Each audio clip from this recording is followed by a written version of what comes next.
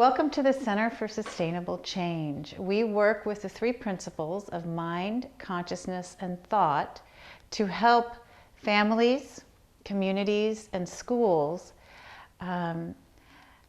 find resilience, well-being, and a greater capacity for learning and positive change, especially sustainable change, which is why we have the title that we do, Center for Sustainable Change.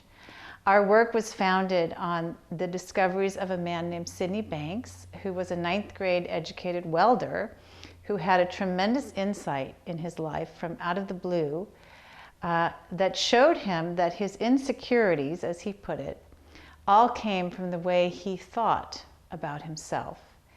And it was much deeper actually than just that, but to keep it simple, what he talked about was that we're all connected to life. We're obviously all alive, and in a way we're plugged in when we're born.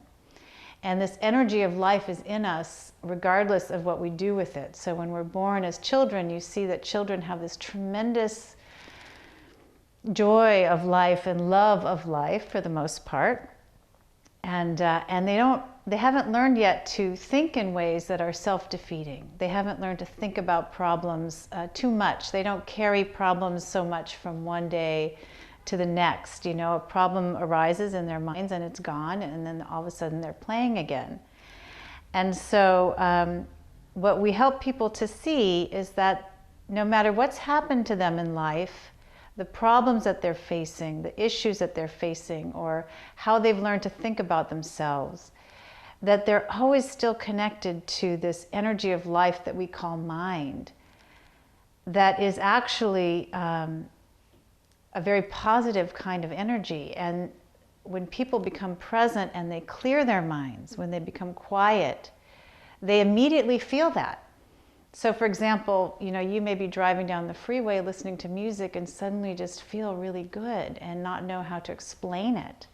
Well, the principle of mind explains that that's like our default setting. But what's happened is that over time for human beings, we develop habits of thinking that are insecure, that are about I can't, I'm not good enough, or I need to prove myself to feel good.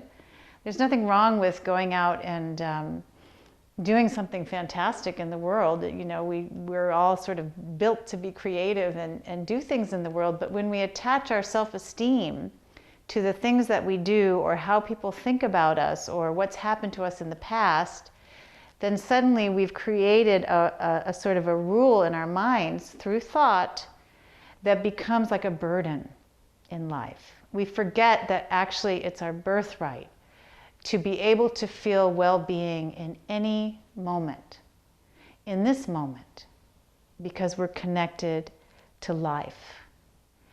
And as people learn about the role of thought in their lives, as people learn that it is they who create their experience of this outside reality.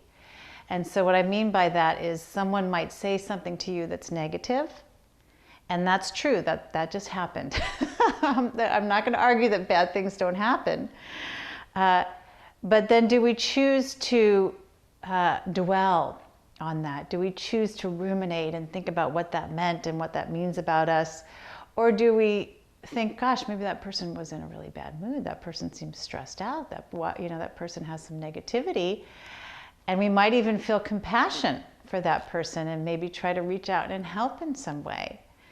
So really all the action is happening inside of us. And that's what cognitive therapy is pointing to. That's what yoga is pointing to. That's what meditation is pointing to, is that when we slow our thinking down and become present, we immediately access a sense of well-being. And in truth, we can discover more and more about that innate well-being, or that what we've called innate mental health, as we discover more and more about how our thoughts can cloud our mental health, can cloud our well-being, just the way that clouds can cover the sun. They don't eliminate the sun, they don't get rid of the sun, they're just passing by. They're just, for a moment, just getting in the way. And so it's a very new way of looking at the experience of mental health, a very new way of defining mental health as being innate in all human beings, and also a very different way of looking at the amount of time needed to find mental health. It doesn't mean that it doesn't take time for people to grow and change and have insights and see thought in their lives. But what we're saying is that the amount of time needed to experience well-being in an instant is that instant. There's no time needed because well-being is already who you are.